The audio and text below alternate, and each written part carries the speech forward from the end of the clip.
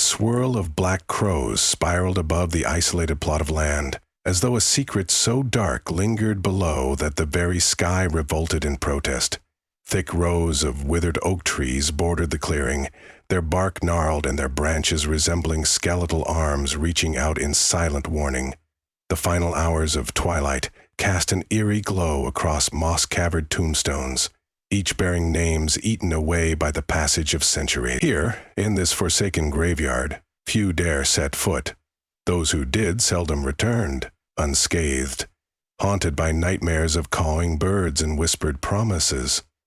In the very heart of the clearing rose an ancient, towering mausoleum, built of cracked marble that glimmered like tarnished bones, and from within the air carried the faint stench of black magic.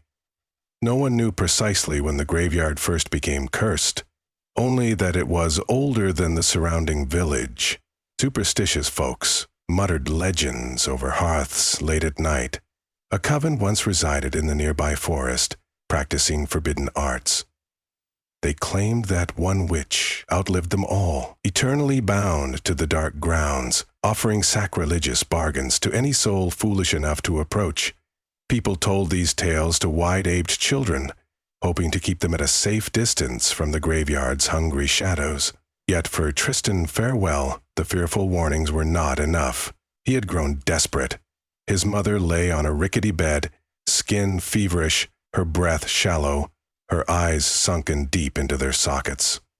No physician in the village possessed a remedy for the plague that ravaged her body. Tristan heard rumors of the ancient witch's uncanny potions and dark blessings. The whispered caution was always the same. If you go, you may save a life, but you will owe a debt to a wicked force. Already devoured by hopelessness, Tristan steeled himself to pay whatever the cost might be.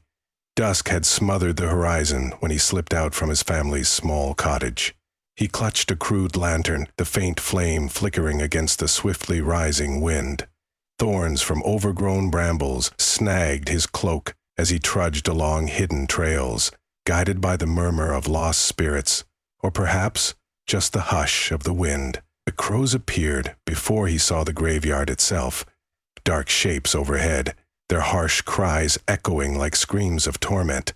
With each step the dread grew sharper, carving holes into his resolve.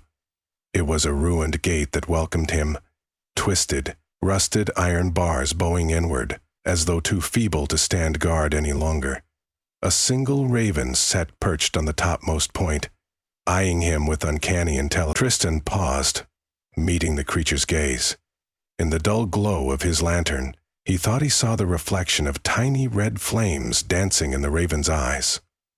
It let out a rasping caw and took to the air. Without further hesitation, Tristan slipped into the graveyard.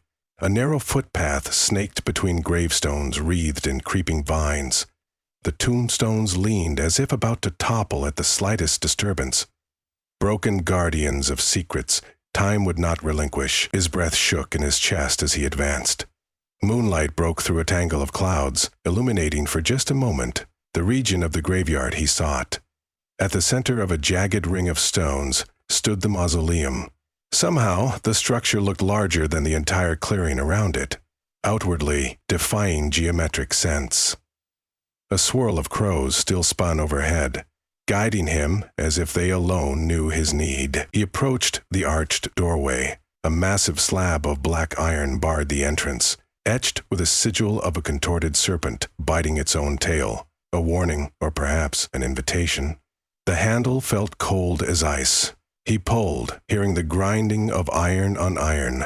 Then, with a groan that reverberated in the depths of his bones, the door gave way. He stepped inside.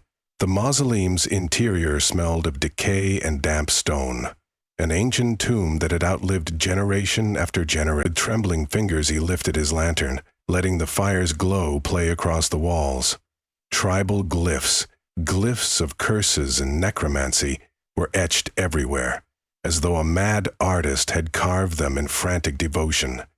Each symbol told a portion of some forgotten lore, warning him, or conversely drawing him deeper into the snare. In the center, amid scorched floor tiles, stood a marble slab, upon which a tattered black cloak lay spread. Something beneath that cloak seemed to shift as if alive. Drew closer, Tristan called out in a voice more confident than he felt. Is anyone here?" Seconds stretched, still and silent, until an unnatural hiss answered from behind his shoulder. He whirled around, heart leaping into his throat. A figure emerged from the shadows. A worn stone, her skin looked like dried parchment stretched over sharpened bone. Her eyes held a dull, unearthly spark, a glow that penetrated the gloom. "You come to me," she croaked, a voice that wheezed like a 1,000-year draft through a crypt.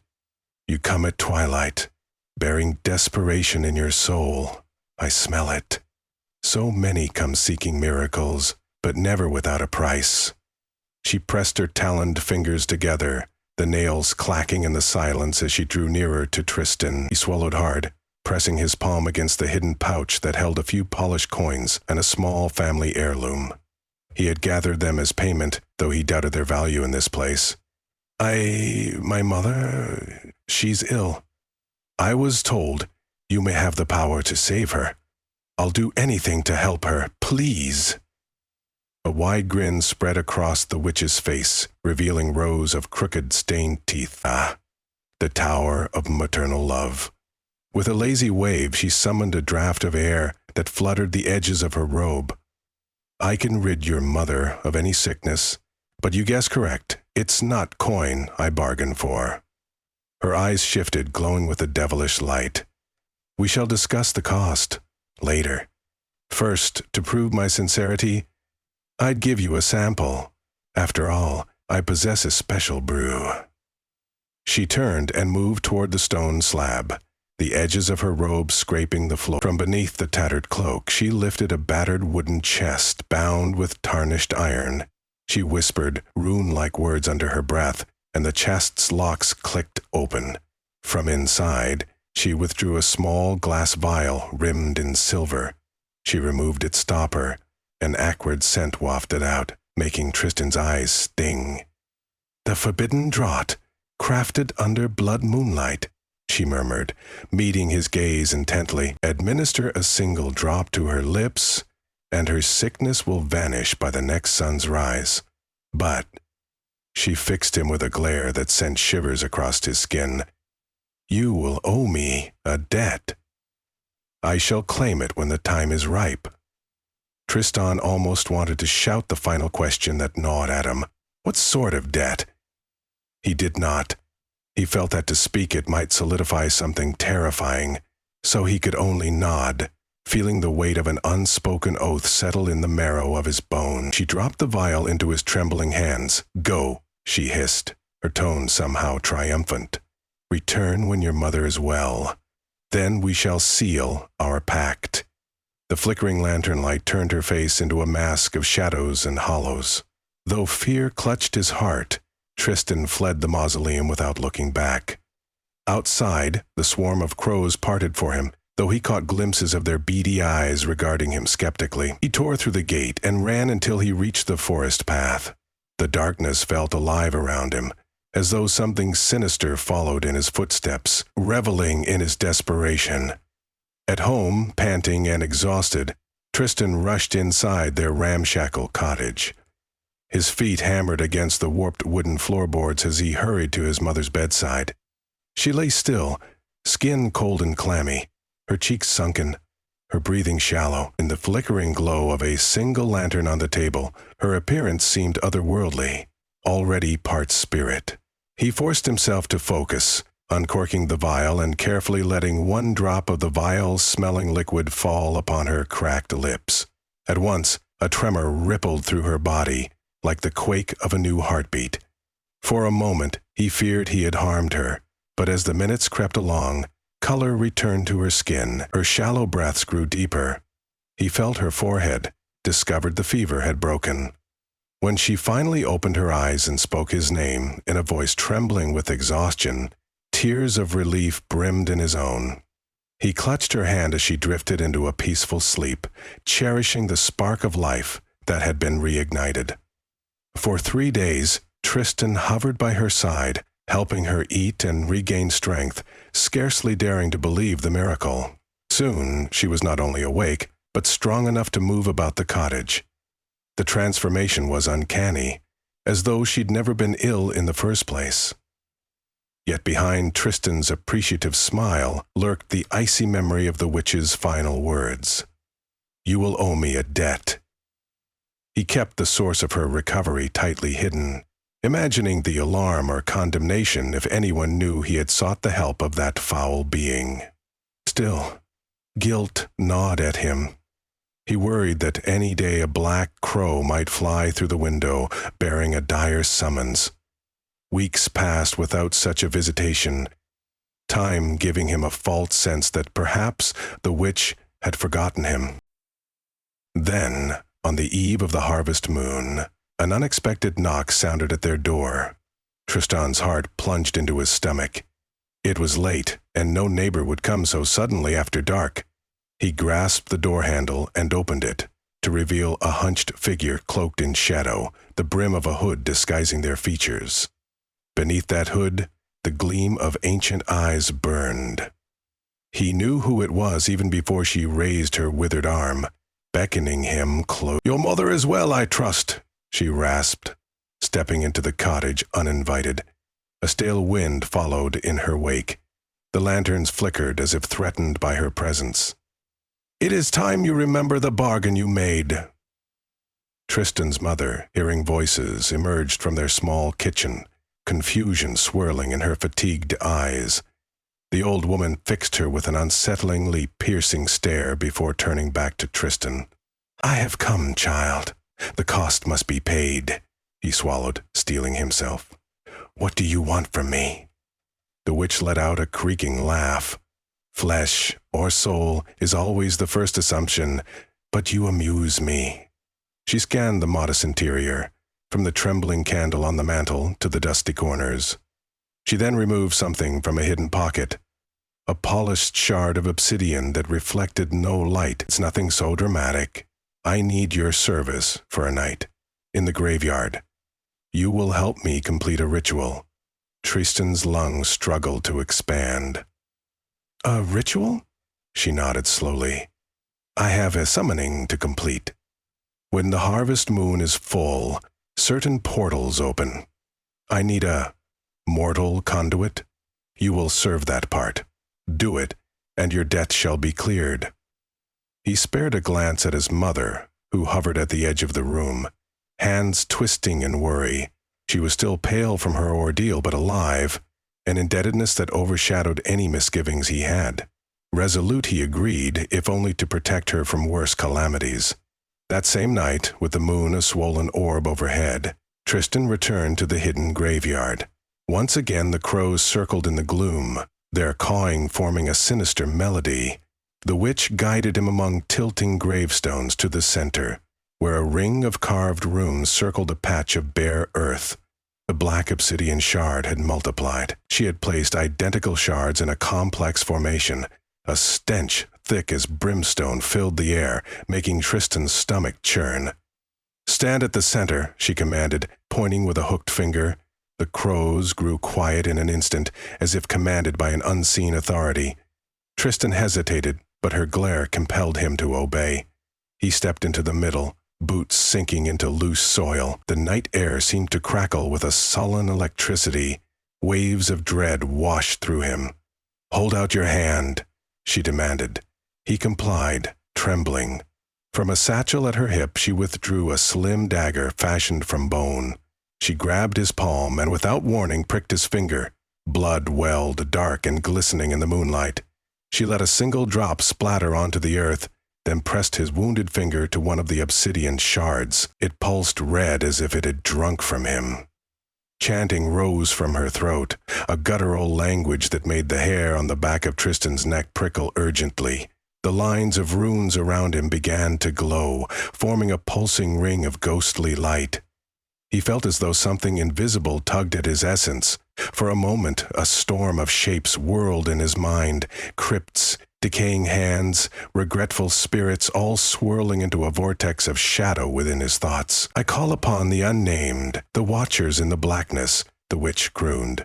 Her voice took on an echo, resonating with the cause of distant crows. "He stands here of free will, an offering to the old ways." She tossed a handful of bone dust into the ring, and it ignited in a flurry of spark-laced flame. Tristan could feel his chest constrict, a stifling presence looming, pressing down on him like a suffocating cloak. Across from him, mere feet away, something began to waver in the air. Like a reflection in a rippling pond, it coalesced into shape. A hooded figure, far taller than the witch, stepped through the shimmering distortion. Layers of darkness clung to it, a featureless form exuding an aura of sheer malevolence. Its presence devoured the moonlight around it, as if even nature refused to illuminate the entity's face. Tristan's heart pounded wildly, every instinct urging him to flee, yet his feet refused to budge. Roots of terror bound him to the spot. The figure's gaze, or what passed for it, locked upon Tristan. He felt a sickening sense of recognition, though he had never seen this being in his life. One skeletal hand emerged from the swirling darkness, gesturing at the witch. The witch bowed with unnatural reverence. "Great One," she whispered, "I bring a mortal as you require." Her voice trembled with a combination of awe and fear. Tristan realized that even she, ancient and steeped in dark arts, felt dwarfed by the presence she had summoned. The entity's hand drew nearer, reaching so that the tip of its elongated finger hovered inches from Tristan's chest. He braced himself for the touch, but it never came. Instead, the figure fixed a silent, otherworldly curiosity upon him. He felt a weird sense of drifting, as if pieces of his soul were examined. Though the figure made no audible sound, Tristan perceived a voice in his head, a whispering swirl of many voices layered. It asked a question, not in words, but in raw meaning. "Are you willing to seal your soul to this domain?" His instinct shrieked to say no, but he swallowed hard. He had, in a sense, already made that choice when he saved his mother. "I must." The swirl of voices pressed on him with chilling scrutiny. Then the entity shifted its attention away. With a gesture, it indicated the witch. She nodded, retrieving a leather-bound tome from within her robes. She opened the book, and, with the bone dagger, she slit her palm. Pain did not mar her expression. She was used to such offering. Blood dripped onto the pages, which shimmered with an unholy luminescence. She muttered incantations, finishing the lines of the summoning rite. The swirling distortion behind the figure grew into a vast window of darkness. A howling wind tore through the graveyard, extinguishing the lantern Tristan had brought. He stood caught in the midst of the assault, hair whipped around his face. The crows overhead took flight in a crazed orbit, as if threatened by the arrival of something that had lain dormant for eons. Then, from that window of darkness, faint shapes emerged, dozens of shadowy forms drifting through like silent phantoms. They bore no distinct features, only the suggestion of arms and heads. They seeped out into the graveyard, swirling around Tristan, ephemeral and cold as a stagnant breeze. Nodding with a sick sense of satisfaction, the witch turned to Tristan. "These energies, they are the trapped souls from ages long past. The old ways demand they be freed for a short time in payment for knowledge bestowed from the other side." She spoke the words as though quoting a sacred text. Then her voice dropped to a conspiratorial hush. "Now, boy, gather the final offering. You must let your own blood mix with the soil once more. Then they shall depart through the mortal plane, and our contract will be concluded." Shaking violently, Tristan knelt and dug his fingers into the cool dirt. He pressed the cut on his finger deeper, allowing droplets of blood to seep into the graveyard's earth. The swirling phantoms moved around him in a dizzying dance, producing faint moans, a collage of sorrow. He felt their anguish, their longing to escape the cursed ground. Some part of him pitied them, yearned to comfort them. but he was powerless to quell centuries of torment. He only wanted this dreadful night to end so he could be free. Beside him, the witch raised her arms in triumph, incanting more of the cryptic language. The phantoms drifted toward the swirling vortex in the air, drawn to an unseen threshold. One by one, they dissolved into flickers of light, vanishing from sight. Behind them, the hooded figure remained, arms raised, its presence a final gatekeeper. Then, with an abrupt finality, everything fell silent. The figure lingered for an instant that seemed to stretch far longer. It inclined its head toward Tristan in acknowledgement. Whether of gratitude, satisfaction, or something far more ominous, he could not say. Then it too receded into the blackness of the portal, which collapsed in on itself with a torrid gust of wind. In one breath the night resumed its normal hush, though it was hardly calm. The crows, unsettled, took roost on surrounding headstones, eyeing Tristan and the witch with cautious curiosity. "It is done," she breathed, letting her arms fall. The power humming around them dimmed, fading like dying embers. A fragile silence weighed on the graveyard. She turned to Tristan, voice scratchy in the misty air. "Our pact is fulfilled. Your debt is paid." With that, she retrieved the obsidian shards, collecting them methodically. Each shard had returned to a dull black sheen, as though slumbering once again. She turned to Tristan, and though her grin remained unnerving, there was a quiet understanding in her eyes. "Go home to your mother. The next time you venture here, well, you are free of my hold, but these grounds hold their own claims on those who dare return." Tristan found his voice, though faint. "Why free those spirits?" She laughed softly, almost pityingly. "A question that betrays your innocence, boy. Not all conjurations are for petty darkness. Some are for knowledge, for bargaining. When you meddle with curses older than the oldest trees, the price is seldom measured in coin. Tonight, part of that price was to open the gate." For a moment, they tasted freedom, or as close to freedom as they can know. Tristan sensed the strange tangle of darkness and mercy in her words, but had no desire to delve deeper. He felt drained, as though he had run a marathon of nightmares. His knees wobbled as he stepped away from the summoning circle. The crows parted, allowing him to pass. Behind him, he could feel the witch's presence like a cold star, ancient and patient. And though she had surrendered her claim upon him, he knew the memory of her voice and that infernal swirling blackness would forever haunt his nights. As Tristan made his way back toward the cemetery's entrance, dawn's earliest rays brushed the horizon. A thin veil of gray pierced the canopy of twisted branches, illuminating the iron gate. In that uncertain light, the crows took flight, their shadows flickering across the damp earth like twitching phantasms. Tristan paused at the threshold and cast one last look at the mausoleum. Even in the gloom, he could sense eternal watchfulness within those walls. He could have sworn he saw one silhouette, a final crooked figure, standing in the open doorway. Whether it was the witch or a specter of his imagination, he did not wait to find out. He turned and left, crossing the boundary of twisted metal and returning to the world of the living. At home, he found his mother sitting by the window, gazing at the slowly brightening sky. Relief flooded her features at the sight of him. She had risen earlier than usual, likely awakened by an indefinable dread that her son might not return from an ominous errand. He assured her he was safe, but a tremor at the corner of his lips nodded to the illusions he offered her. Fear might have lingered in his eyes. She would see it and wonder, but never ask.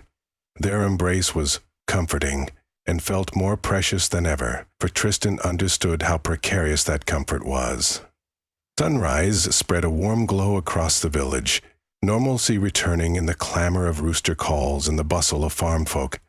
In the privacy of his humble home, Tristan wrestled with the aftermath of his choice.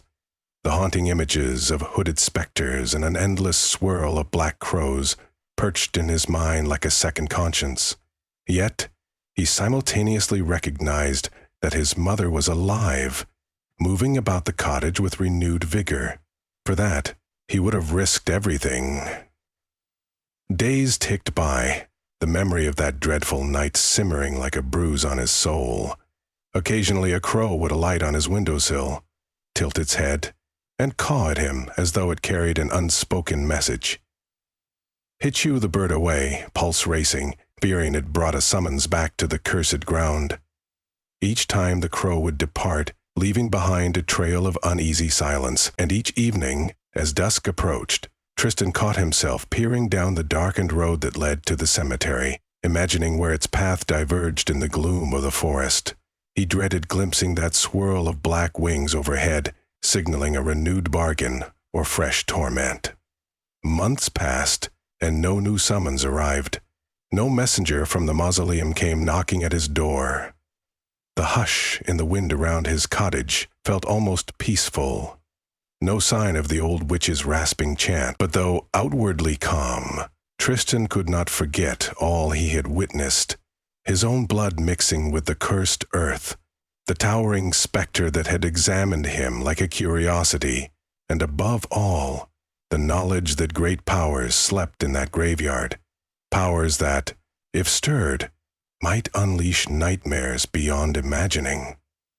And so, even though the debt was paid, the vow of that night remained carved in the marrow of his bone. He knew that the land bore resentful secrets.